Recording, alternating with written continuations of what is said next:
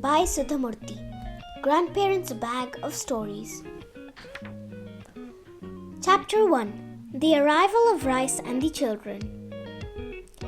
It was a pleasant afternoon in March. Ajji and Ajja were glued to the television. The worry on their faces deepened as they heard increasingly distressing news about the coronavirus situation. Ajja turned to Ajji. The virus started in China, but look at what has happened. It has spread all over the world, becoming a pandemic. The anchor on the television announced, "The government is asking people to isolate them and follow social distancing protocols. All schools will be closed until further notice." Ajji's thoughts turned to her grandchildren in Bangalore and Mumbai. The sound of an auto rickshaw coming to a stop outside the house interrupted her thoughts, and the bell rang. Ding dong! Ajji opened the door and saw Kamlu, Ajja's sister, and her granddaughter, Aditi. Ajji was delighted and surprised to see them. "Come inside," she said. Kamlu Ajji smiled as she took the bags out of the auto rickshaw. "Why didn't you tell us you were coming?" asked Ajji. "We would have picked you up from the railway station." Kamlu Ajji and Aditi entered the house. "Kamlu, why did you make this trip with the deadly virus around?" Ajji demanded, concerned. "Oh, I didn't know the coronavirus had reached here too. Isn't it time for the cart festival now? I haven't seen it in so long. Aditi has her holidays now and her mother is working from home, so it is hard to keep her engaged. I thought she might enjoy the festival and brought her with me. Besides, I wanted to give you a surprise." 9-year-old Aditi stood shyly behind Kamlu Ajji. "Come, child, sit," said Ajji, inviting her with love. They all went to sit in the living room. And just then the phone rang. Ajji picked it up. It was her daughter, Sumati from Mumbai. "Amma," she said, "I am sending both the kids to you in Shigaon. I'd be happy to have Raghu and Meenu, but what happened? With COVID-19 spreading like wildfire, the schools are closing down for some time and no one knows when they will reopen. Most people live in small apartments in Mumbai and it is almost impossible to keep children from going outside. Moreover, we are working from home and can't tend to their needs all the time. So we thought about it and spoke to Shubhadra to see if I could send Raghu and Meenu to her, and she said yes." "All the children can come here, Sumati," Ajji interrupted her. "I knew you would say that, and that's why I called. Shubhadra has also agreed to send her children to Shigaon with you.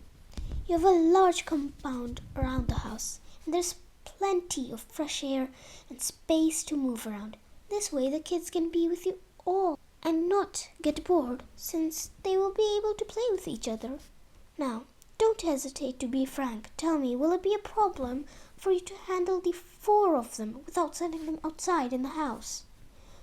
"No, Sumati, that is not a problem at all. My worry is, how will they come here?"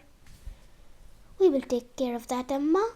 Raghu and Meenu have already taken a flight from Mumbai to Bangalore today and are about to reach Subhadra's home," said Sumati. "They can come to Shigaon tomorrow and stay for a few weeks." Ajja, who had been listening to Ajji's side of the call, took the phone from her and spoke to Sumati. "Don't worry, child. Kamlu and her granddaughter Aditi are also here. Send the children." Almost immediately, there was another call from Bangalore. Subhadra was on the line. She said the same thing. "My parents have already taken Anand with them, but Krishna and Anuksha want to see you and stay in Shigaon. I have spoken to Sumati already, and the 4 children will reach your home tomorrow.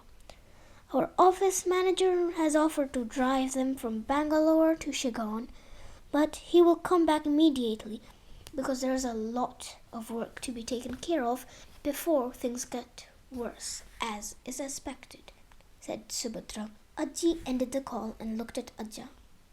I am happy to hear that our grandchildren are coming, but I am concerned about the coronavirus situation. Will you call the temple and check if the cart festival is still going ahead as planned? Ajja nodded and dialed the temple's number. While calling, he remarked, It is unlikely that they'll go ahead with the festival. We had a committee meeting yesterday, and I suggested that we skip the cart festival this year, but others rejected my opinion. They felt that we shouldn't worry because the coronavirus hadn't reached us yet. I disagreed.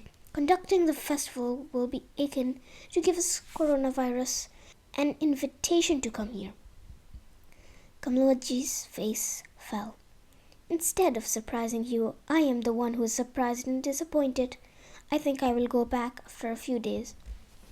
Kamluaji and Ajji were close friends. Ajji was pleased that her friends were with her. You are not going anywhere, she said emphatically. Cart festival or not, you are staying here with us. Ajja turned out to be right. The festival had been cancelled. Kamluaji turned to Ajji and announced, I am going to take charge of your kitchen. I love cooking. You can rest for a few days. Ajja added, if the situation with respect to the coronavirus gets worse and a lockdown is announced, then we should not bring any outside help for the work around the house. Let's share the work. Yes, I agree. We can't call anyone, said Ajji. Once the children arrive tomorrow, I will assign household chores to all of them. They will also help us. Ajji went to the storeroom to check if she needed to get some groceries. Ajja followed her and remarked, some places have already announced lockdowns. If we have a lockdown here too, there will be many people who will not get enough food. We must help and lend a hand when the time comes. Please order extra rations and keep them in the storeroom. We may need them to feed other people. Ajji began to make a grocery list and Ajja dialed the number of the local grocery shop for a home delivery. Meanwhile, Aditi sat nearby reading a book. She was happy to hear that 4 of her cousins were coming. The next evening, Raghu, Meenu, Krishna and Anushka arrived with great excitement. They loved visiting their grandparents' large and spacious home where they were pampered and allowed their freedom. The office manager dropped the kids and promptly left. As soon as they entered the house, Aditi squealed and joined them immediately. Anushka had grown tall. Ajay announced, Anushka, you are the tallest of the girls now.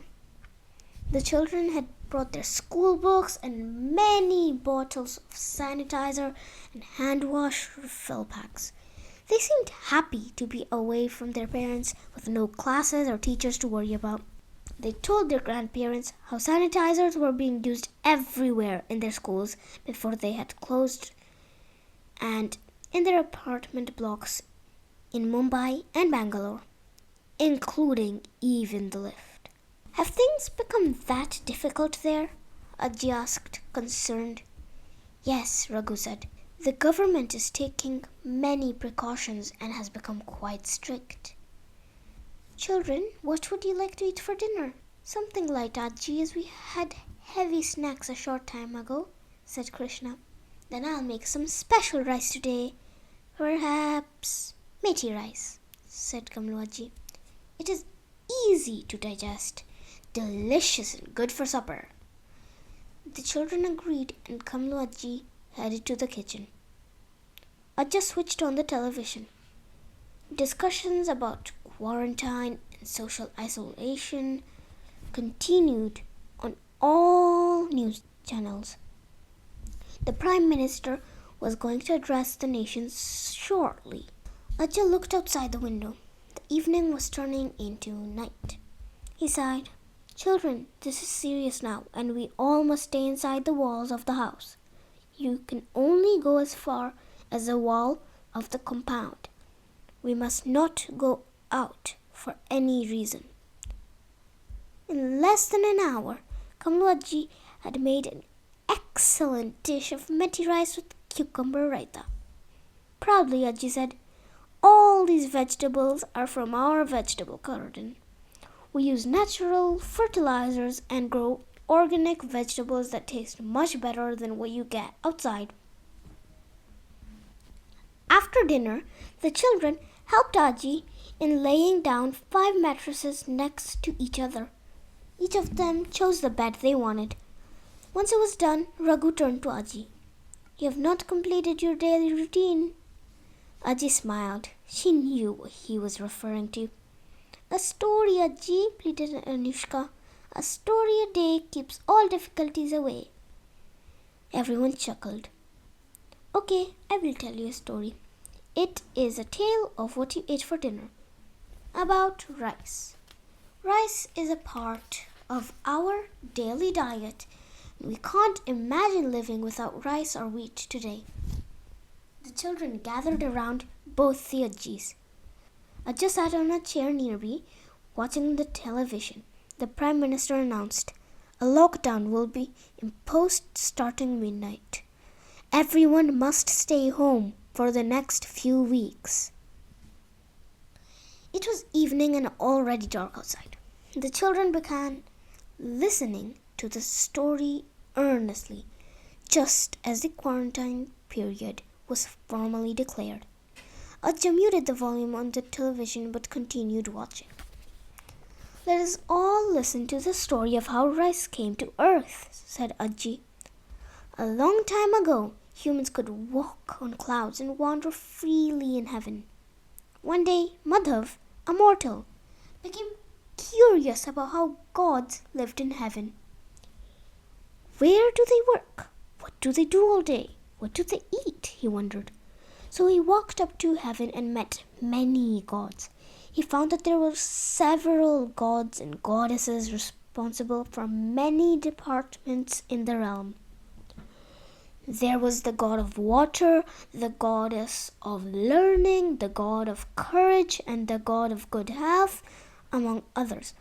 But the goddess of grains, Annapurna, fascinated Madhav the most.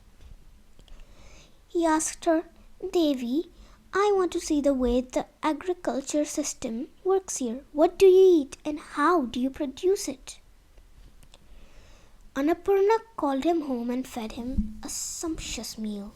One of the ingredients was a delicious soft white food that looks like a grain. "I've never seen or eaten this before. I don't think anyone on earth has either. It is delectable. What is this?" he asked. "This is rice. All gods eat rice. It gives us energy and mixes very well with all vegetables." Madhav agreed with her.